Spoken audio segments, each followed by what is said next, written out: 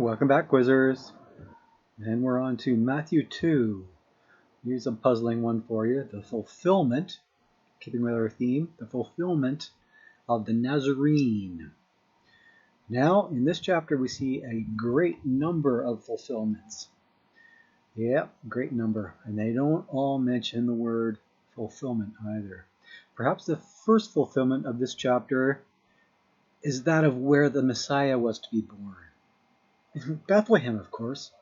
Even those inscrutable Easterners knew that. This slightly veiled reference to the actual birthplace was indicated by the minor prophet Micah. Yeah, chapter 5:2. Comfort adds that the ancient Syrian translation even adds the word Micah in that fulfillment verse of Matthew.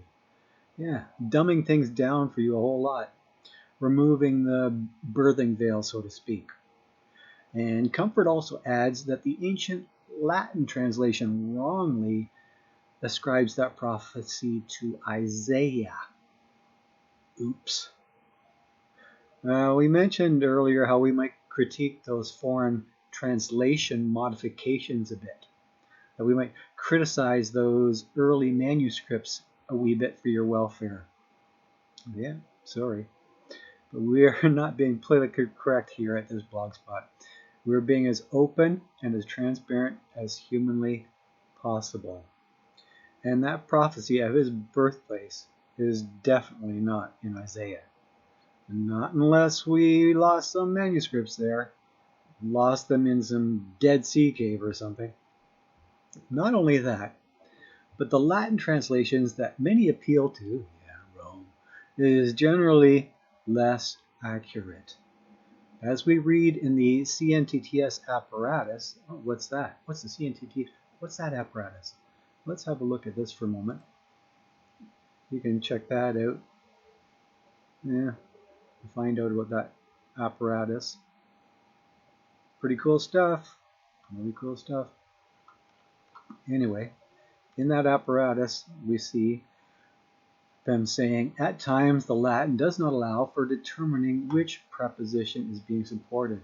For example, and it gives numerous prepositions there to show you that the Latin is not nearly as accurate as the Greek. Moving on. It seems we have some Persian astronomers, which are called Magi, that are following a standout star. Eastern astronomers following a very unique star, which is said by our commentators to be a lightly veiled prediction by the prophet Balaam. Now you read about him in Numbers 24:17. A prediction by a pagan prophet from somewhere out east. Read that in Numbers chapter 22. Perhaps the very same star which appears to have been recorded as a supernova by very far eastern Chinese astronomers around 5 or 4 BC. Yeah, that's quite a while back, huh? 5 or 4 BC, a highly visible supernova, or perhaps only a comet, which was seen for a good long 70 days, supposedly. Yeah, long enough for a substantial trip from the east for some travelers. A very unusual Star of Jacob that was spot on in directing them to the exact house in Bethlehem, since they already knew the exact town from the minor prophet Micah, right? The exact town of the one whose comings and goings were from the days of eternity, we read. Now that was uber providential, wasn't it? Because following the star isn't that easy. Try it sometime. Then we have the divine providence of Joseph, Mary, and Jesus fleeing to Egypt, fleeing from an infanticidal king, which would fulfill the infanticidal prophecy presented by the major prophet Jeremiah in Jeremiah 31:15, fleeing as directed by an uber protective angel, an angel loyal to the Lord. Definitely not directed by the angel of the Lord, since that would be putting the second person of the Trinity in two places at the very same time, right? Also, Matthew never uses the definite article when introducing angels to his writings. Matthew doesn't seem all that interested in unveiling the Old Testament description of Jesus being the angel of the Lord. Yeah, perhaps because Jesus was infinitely superior to those menial messengers, as we read last year in Hebrews. So, now we have the Holy Family fleeing.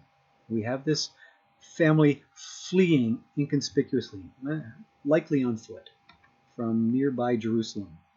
Likely fleeing 40 days after this virgin birth. You can read about that in Luke 2:22. Fleeing immediately after being purified in the temple. Immediately, because there's a good chance that Herod knew the exact time when they were supposed to be purified. You see that exact time. We have them fleeing to the border about 75 miles away, about a 4-day journey to a place where they were reasonably safe from the paranoid King Herod, where they joined about 1 million other Jews in Egypt. 1 million, according to Philo, yeah. Greek-speaking Jews, much like the Jewish mystic Philo, who leaned a little too hard on the famous philosopher named Plato.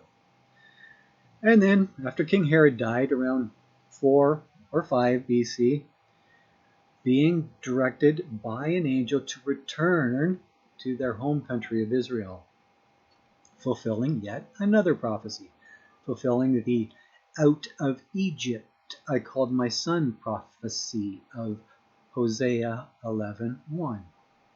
Even fulfilling that trembling like birds from Egypt prophecy that you will find in verse 11 of that Hosea chapter.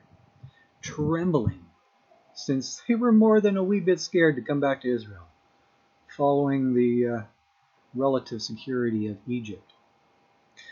So, a prophecy that is more than a mere typology of the earlier exodus of Israel through Moses, via Moses. It is more like the typology of Isaiah 11 that closes with that amazingly great highway of hope for all of his people. A hope for all of Israel via Jesus this time.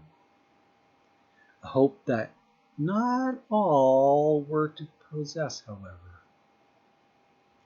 An uber protective angel that is not directing the Holy Family right back to that sweet little old town of Bethlehem. Not back to the town where infants were recently murdered by Herod. No, not that close to nearby Jerusalem. Jerusalem that had a profound tendency to kill its prophets. We read in Matthew here. Second Chronicles as well. We read about killing a prophet. Not even directing them to somewhere else in that operative province of Judea, but rather directing them to a more obscure province of Israel, an ignominious province way up north, directing them right back to the province of Galilee, right back to the anonymous town of Nazareth, about 100 miles north of Jerusalem. Right back to the town where that displaced family from the tribe of Judah had been living for some time earlier. And somehow that is the final fulfillment of this chapter, of this fulfilling chapter. The fulfillment that caps off all the other fulfillments of this chapter. And the most puzzling fulfillment of this entire book, according to France. Our R.T. France commentator. The most puzzling fulfillment of the entire book. The final, really, really obscure prophecy that he would be called a Nazarene. You see that here. See that? Nazarene. Yes. We find that in the Codex Vaticanus, courtesy of, Vatican Library. Have a peek at it here. Come on, bring it on. Yep. Can't dig up that exact one. Oh well. Pass on that. And back to our fulfillment. That he would be called someone from the most unremarkable village of Nazareth. As if it is the unremarkable that makes it so very remarkable, according to France. A really bizarre prophecy indeed. And it's not like Matthew is pushing some romantic little town of Nazareth agenda either. Just like he wasn't pushing some sweet little town of Bethlehem agenda. After all, Matthew doesn't even mention the Jesus of Nazareth sign on the cross. Nope, that's merely a John thing. Not only that, but Matthew is from nearby Capernaum. He's from the big city, and Nazareth is nothing. Now, contrary to first blush, we are not talking Nazarites here at all. To be perfectly honest, perfectly polite, those Nazarite folks were something different altogether. Yes, and those holy and devoted to God folks, which is what it means supposedly, which were called Nazarites, were not necessary deliverers either, as Bucer and Calvin so wrongly suggest.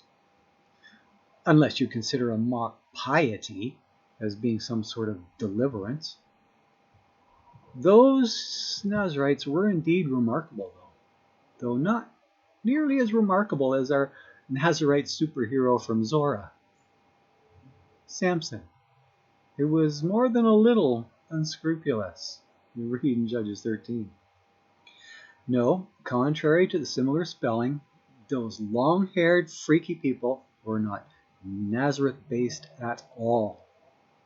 As near as we can tell, they were obsessive clean freaks living around the town of Zora. Zora, where is Zora? We dig up Zora. There's the Zora right there. And there's Jerusalem. And there's Zora. Cool, eh? Yep, they were clean freaks living around the town of Zora. They were about 20 miles to the west of Jerusalem, as opposed to our less obsessive John the Baptist, who was baptizing about 20 miles to the east of Jerusalem. Yeah, baptizing around an area called Zor. Well, you can find out about that elsewhere. They were hyper-pious freaks that were not allowed to drink wine or even eat unfermented grapes. Not even eat the seeds or skins of grapes, at the outside risk of getting drunk. Eating raisins? Not even an option. Not the type of party that proper Nazarites would attend up there in Cana, right? Remember that Cana story? Let alone provide the wine for the wedding party. Cana account, pardon me. Now, those Nazarites were uber serious recluses. Recluses that would not even come close to dead people or animals in some unrefined wilderness. Not even close.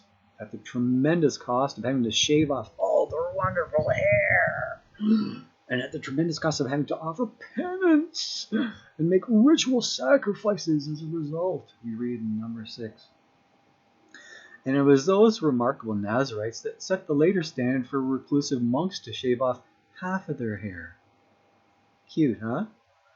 To shave it into a kind of comical tonsure, indicating a limited sense of Nazariteness. Funny. Limited just enough to allow them to drink wine on occasion, and some more occasionally than others. Now, if you want to make the point that Jesus was that sort of freak and a wine bibber, as you can read in Luke 7, then you have a very tough stew to brew. No Nazarite worth his hair would even consider making wine. That would be playing with fire. Firewater, as our natives used to call it. Indeed, that is turning the geographical point of Nazareth upside his tonsured head, right? That is turning it into a bold Nazarene metaphor instead. A bald Nazarene metaphor that Calvin has to make all sorts of qualifications for in order to support.